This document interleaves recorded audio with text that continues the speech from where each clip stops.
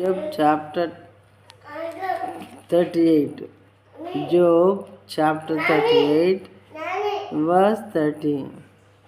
The waters become hard like stone, and the face of the deep is frozen. జలములు రాతివలే గడ్డకట్టును, అగాధ జలముల ముఖము గట్టిపరచబడును. The waters become hard like stone. Stones అంటే ఎలా ఉంటాయో మనకు తెలుసు, వాటర్ అంటే ఎలా ఉంటుందో కూడా మనకు తెలుసు. And the face of the deep is frozen. అగాధ జలముల ముఖము గట్టిపరచబడును. కొన్ని సముద్రాల్లో మరి అగాధ జలములు కూడా గట్టిగా అయిపోయి స్టోన్ లాగా అవుతాయి.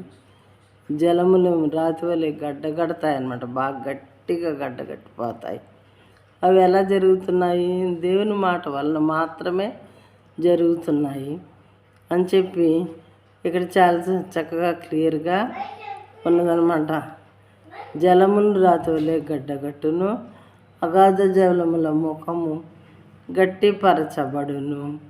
ఇవన్నీ కూడా దేవుని సృష్టిలో ఆయన మాట వింటూ ఆయన చెప్పినట్లు చేస్తూ ఉన్నాయి. ప్రియమైన వాళ్ళ ఒక్క మానవుడు మాత్రమే దేవుడు చెప్పినట్లు చేయకుండా ఆయన రూపంలో సృజింపబడి మరి ఆయన బిడ్డలుగా ఉండాలని ఆయన కోరుకున్నటువంటి మానవుడు మరి మాటను తప్పి ఆజ్ఞను అతిక్రమించేసి దేవుడు ఎక్కడున్నాడు, దేవుడు ఎవరు అనే స్థాయికి ఎదిగిపోయాడు.